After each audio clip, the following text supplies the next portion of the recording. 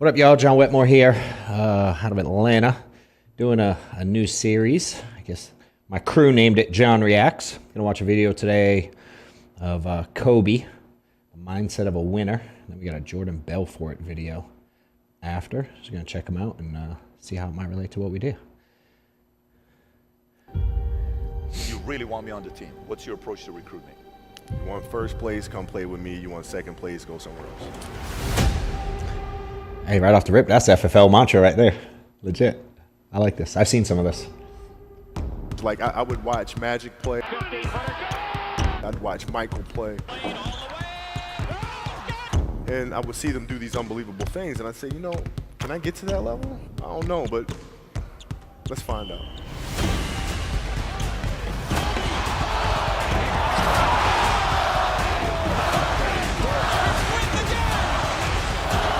That's why he's the best player in the game.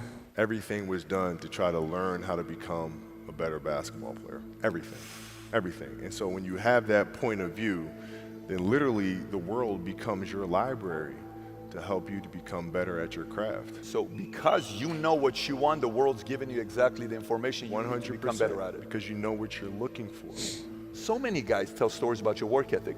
Yeah. What was really your work ethic like, and for how long did you stay disciplined?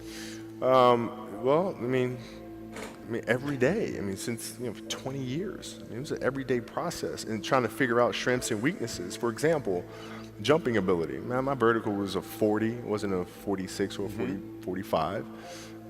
My hands are big, but they're not massive. Right, so you got to figure out ways to strengthen them so your hands are strong enough to be able to palm a ball and do the things that you need to do. Quickness, I was quick, but not insanely quick. I was fast, but not ridiculously fast. Right, so I had to rely on skill a lot more. I had to rely on angles a lot more. I had to study the game a lot more.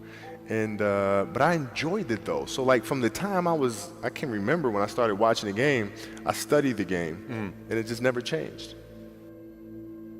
Dude, it reminds me of Brady. How he's like the slowest and his arm ain't the best. And all the similarities are crazy. I've never heard that quote before, but it's dope. It's similar here. You know, like I think any one of us that did anything good talks about that. None of us ain't the best at any of it, but we understand that and stay more disciplined than most. You know what I mean? Just keep going. I was never eating at all remotely the best sales guy in Kilmet's group. Dude, I smoked a lot of people just from the consistency of it. You know what I mean? Say again? Just from the grind and the mindset. Yeah. Separation for me, emotionally, to be able to put myself in a place where at practice or when I'm training or during games, I switch my mind to something else. I switch my mode into something else, right? For me, it's the equivalent of Maximus, Decimus Meridius, and Gladiator picking up the dirt, smelling the dirt.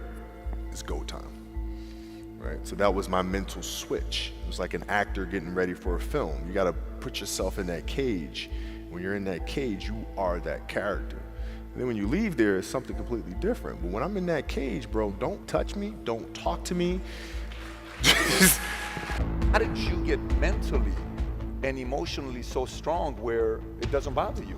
Well, you got to look at the reality of the situation. Like for me, it's not, you kind of got to get over yourself. It's not about you, man. Like, okay, you feel embarrassed. You're not that important. Like, get over yourself. That's where you go. Get over yourself, right? Like you're worried about how people may perceive you, and like you're walking around and it's embarrassing because you shot 5 air balls. Get over yourself, right? And then after that, it's okay, well, why did those air balls happen? Got it. High school, year before, we played 35 games, max, right? Week in between, spaced out, plenty of time to rest. In the NBA, it's back to back to back to back to back to back to back. I didn't have the legs. So you look at the shot, every shot was online, but every shot was short. Right? I gotta get stronger. I gotta train differently. The weight training program that I'm doing, I gotta tailor it for an 82-game season so that when the playoffs come around, my legs are stronger and that ball gets there.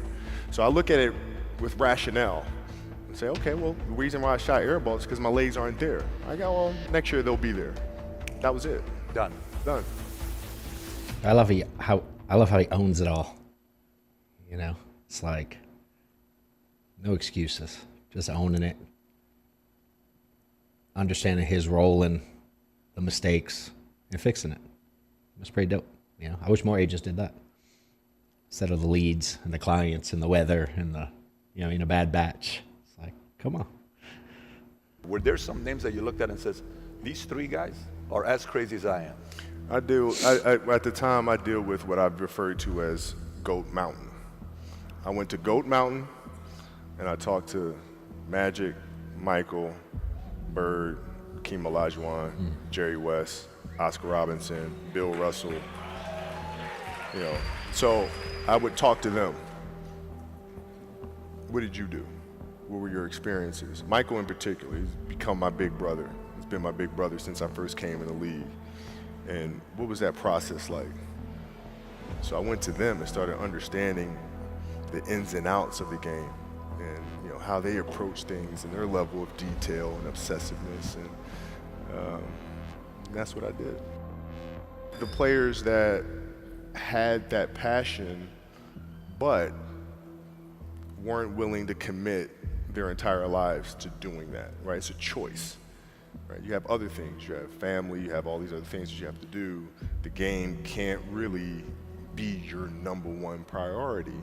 And so I was just looking at that. It's crazy though, dude, how relatable this is to what we do in a sense. Like, and a lot, even Ed here yesterday was talking about that, how he's getting to another level quicker than rest as he's going around. He's taking on people who are already been through the path that he wants to go and meeting individually each one of them to go, what can I take from that person and implement sooner than they did to learn?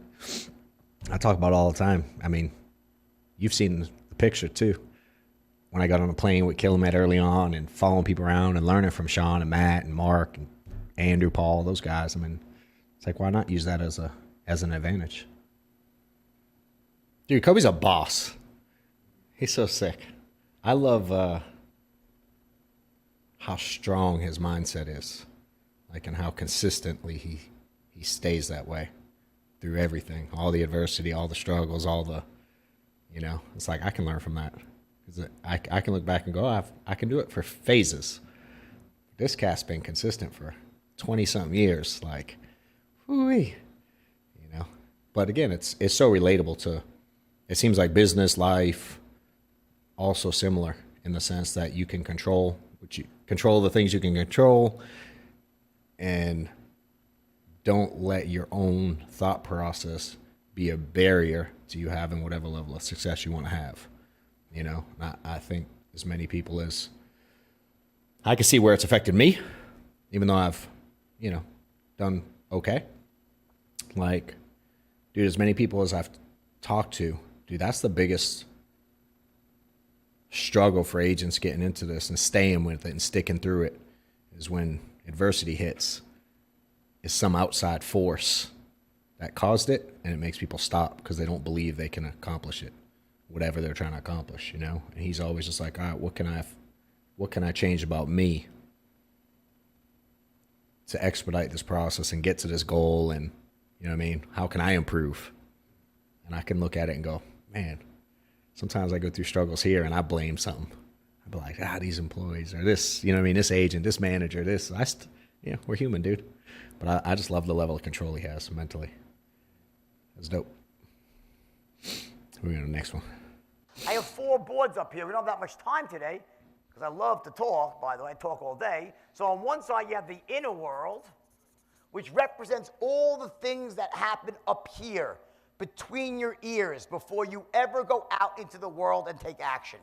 It's your mindset for success. And on the other side, dude, it's an 8% you have what's share in called it. the outer world, which are the real world strategies that you employ, that you utilize to actually get what you want. You set yourself up here and execute here. One without the other, it is really hard to achieve at any reasonable level. The good news is that there are really quantifiable and easy to learn, I call them pillars or distinctions for each of these worlds. There are 4 on the inner world. 1, 2, 3, 4. I'm going to go through them very quickly here just to give you highlights on this stuff. The first one I mentioned is called state management.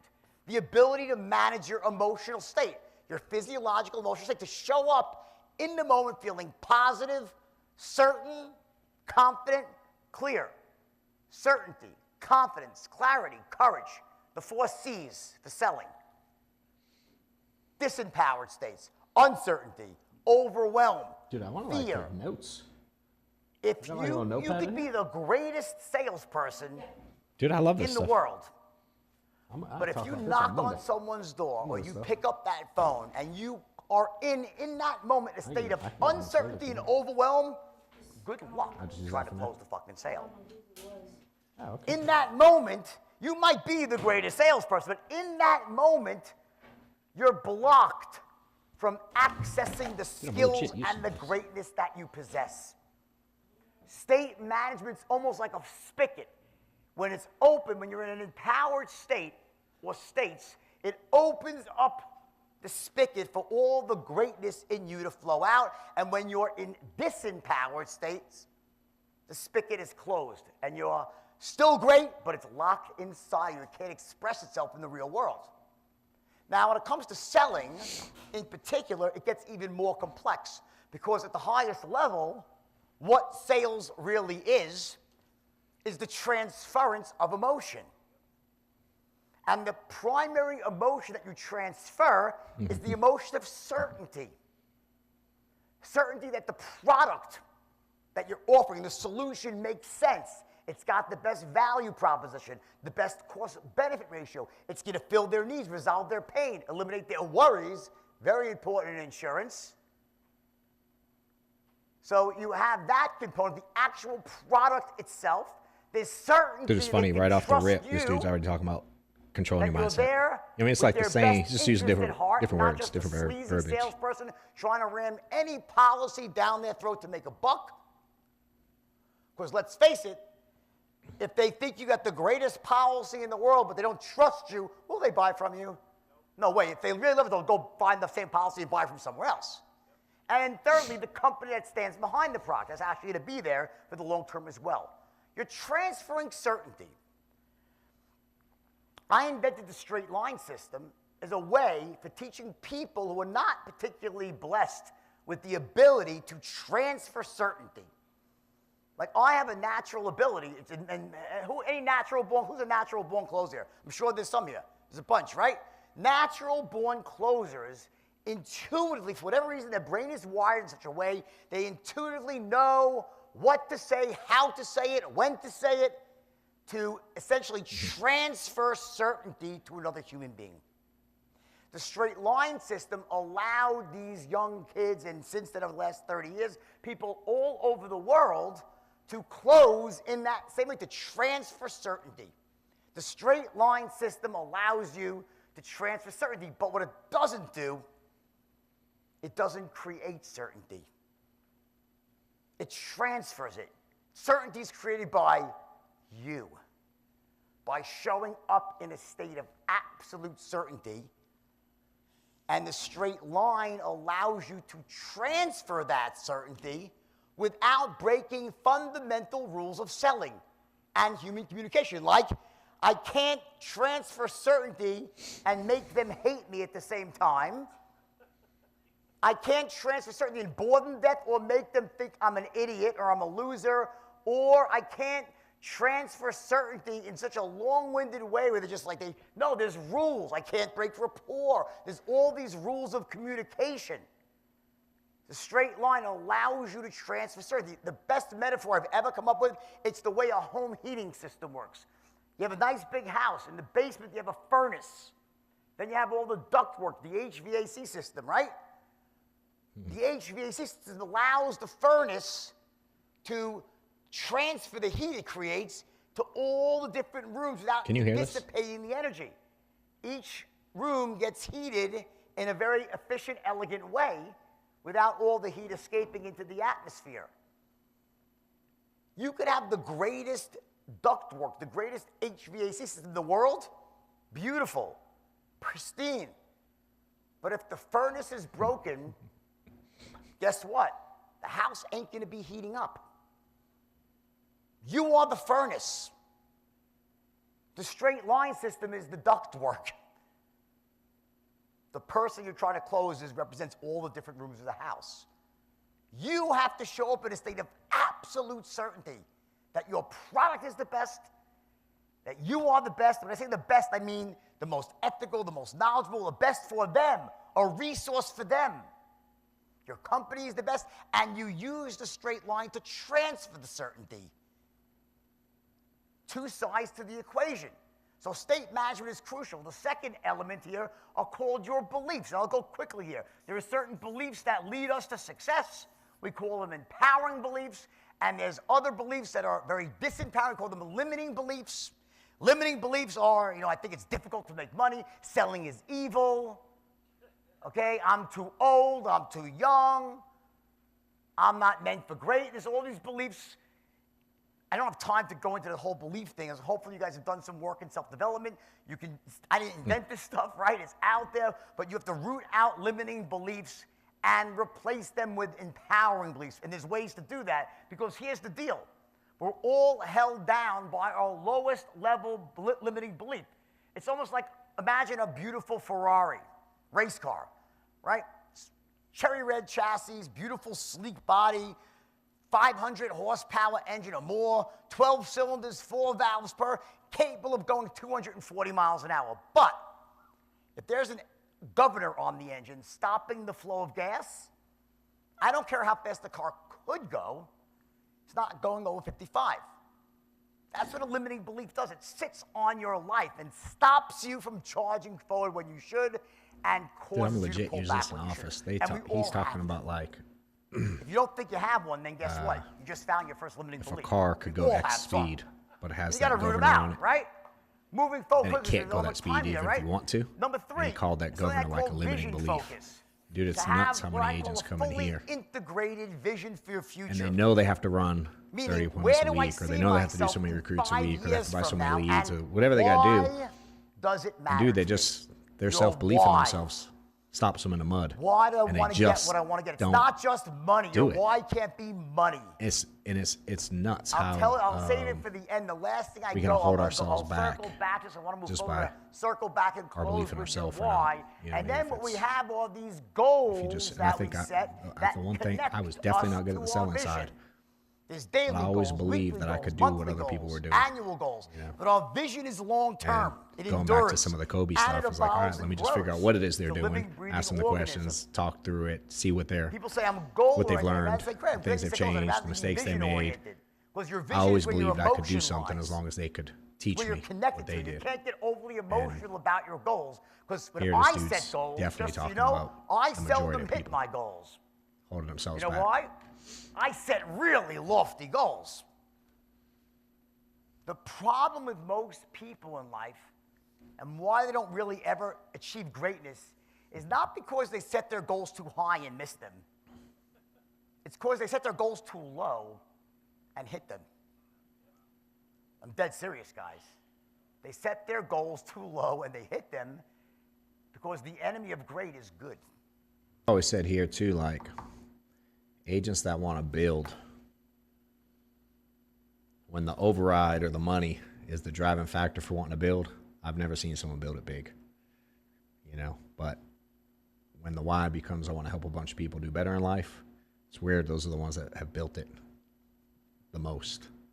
And I think we all get into whatever we do for money at the beginning, but until that changes, I think you're limited to how big you can grow something. And we need to get this sign in the office, I think. He said, this is dope. People fail not because they set goals too high and miss them. It's that they set goals too low and hit them. So that was dope. I think one of my favorite things that I like that he said there is people get stuck living in the problem versus focusing on the solution, And again, I can look back and go, heck, I still do that sometimes. I think we're all human. We get stuck. So I read this thing once, and it was like, when you're worried about the past, it's like depression or whatever. And when you're worried about the future, it's anxiety, and I think so many people forget to just be in the moment now and go like, how can how can I get out of this issue versus complaining about the issue. You know, I think that's what gets a lot of people stuck, is just stay there worried about the problem of whether it be the leads, or they missed the sale for this reason, or they had this chargeback, or they had this issue with selling, or an agent, or building, or staff, or whatever it is. And I think one of the things that we do well here in the office is really focus on solutions to things. It's super similar. It's funny how different those two are. They're very different people, Kobe and Jordan, but it's all about controlling the way you think and finding solutions to the things that are holding you back. You know, and I think we can all apply that to everyday business, everyday life, everyday problems. You know, there's a ton of stuff I'm training Monday. I'm like, I need some notes. I'm gonna go over some of this on Monday. Heck, we might play some of it. That's pretty dope. All right, guys, thanks for watching. Appreciate it. You can obviously subscribe here. We'll be putting up tons of content, and then you can follow, of course, on Instagram, at John Wetmore 347. Appreciate it. Later.